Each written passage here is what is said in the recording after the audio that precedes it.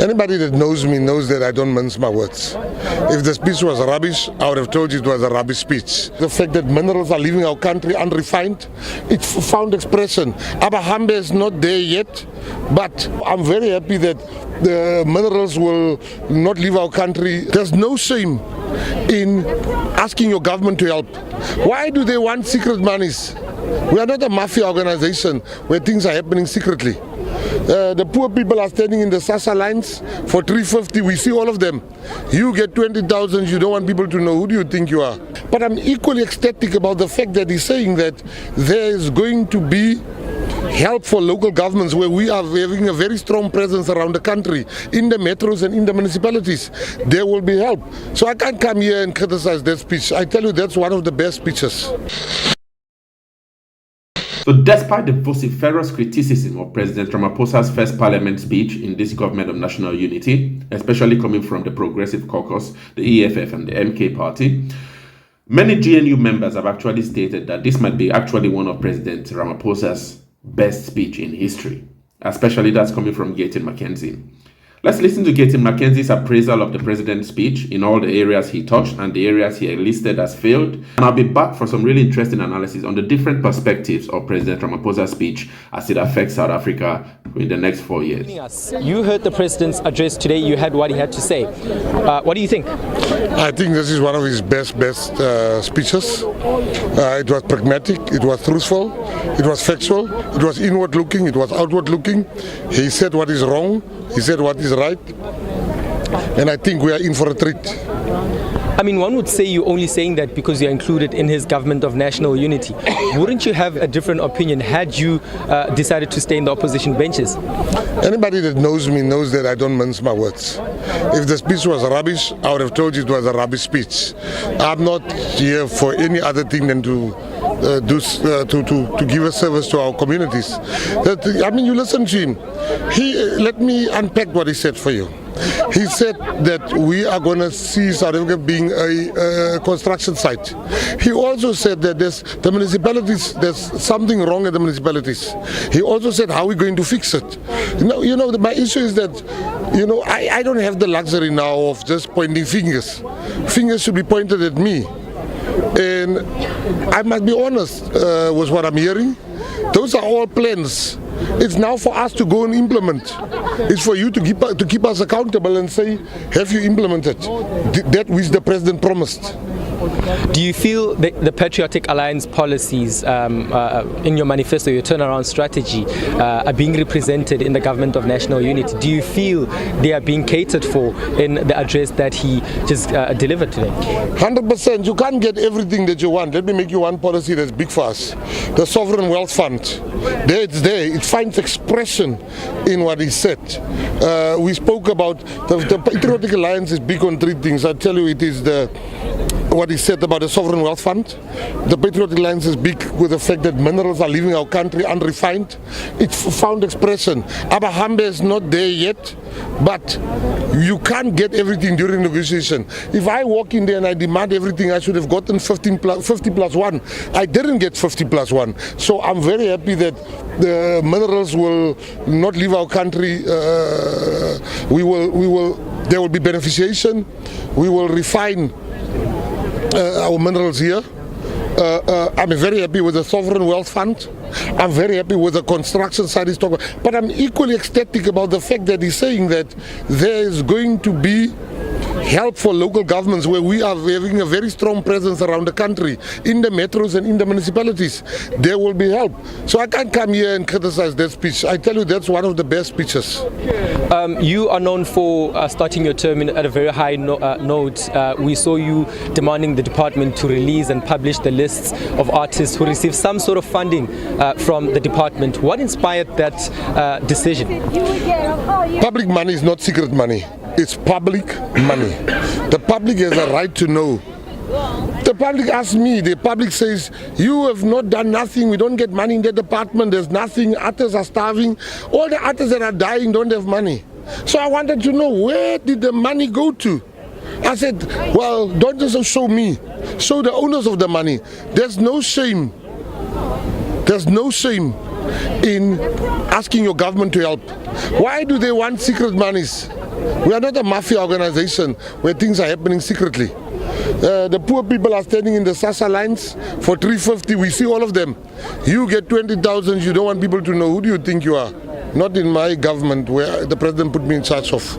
But some artists rather complain that you are shaming them in a way by releasing their names to the public to know that they've received money from the department. How do you feel about that? No, but so the public is not the owners of the money shouldn't know where the money went to. We can't have that. How should the owners of the money don't know? What do they have to hide? Then, because I'm going to continue this trend, you ask, your name appears. You ask, your name appears. So then they shouldn't ask. Because the public must know who got. We've already found a lot of discrepancies there. We've found people that was paid twice. We found people that are not artists. So it's a good thing that's happening. And that's how things are going to be in the Department of Sport, Arts and Culture. Mr. McKenzie, you've welcomed EFF members in your political party. Patrick Sindane, who was an MP for the political party. And we also had Mr. Kenny Mutsamai, who's also welcome to the Patriotic Alliance. I mean, why welcome these people who left the EFF after being snubbed off the candidate list? One would say they left because they didn't get any position in Parliament or a seat in Parliament. Don't you feel it's going to be the same thing in your party, where the moment you don't give them certain positions, they'll run away? I think, let me just correct you. Let's start with Mutsamai. He was a councillor when he joined EFF. He was a councillor. Mutsamai was a councillor and he gave up councillorship. So that tells you positions for him doesn't mean anything. Patrick Sindani, he was the national organizer. He left his job. How can we now come and say it's the nature of politics? We also have people leaving us. We're still going to have people leaving us. What stupid president of a party will I be when you have such great, hard-working people wanting to join our party because of the good work? I must say, no, we don't want you. You are here for positions. Yes, people want positions. People want power. I'm in politics for power. You are too used to politicians that lie to you. I'm in politics for power. Make no mistake. I'm here for power. Unashamedly, power. That's why I'm here. Did you take your jog today? Yes, this morning. No, today. No, not yet. Yesterday. Yesterday. No, but the night is not over. I can go to the treadmill now. I must go. But you can see I'm also losing. As you can see, one of these days I'll have a six-pack. I'll take off the jacket here, and this thing will fasten the jacket. Thank you so much.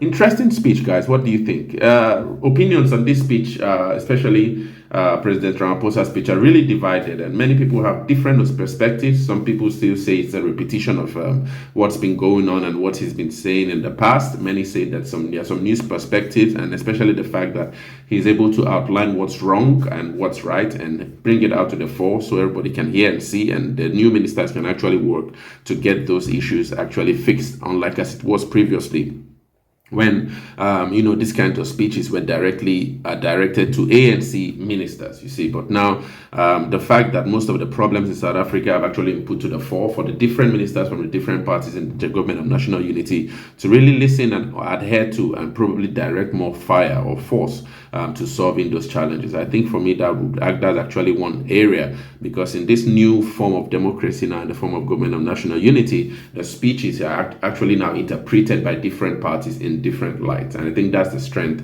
of the government of national unity. But anyway, there's been a lot of heated criticism on President Ramaphosa's speech, and I tried to put together an article based on a report I got from the Daily Maverick and also some other news reports to really help us understand how different parties actually see the perspectives from President Ramaphosa's speech. So while certain members anyway of the government of national unity expressed satisfaction with the measures announced by President Cyril Ramaphosa in his Thursday night address, opposition members criticized the speech as a mere reiteration of previous commitments, right? And on that yesterday, opposition political leaders denounced President Cyril Ramaphosa's opening of parliament address, asserting that he failed to address the substantive issues confronting South Africans generally.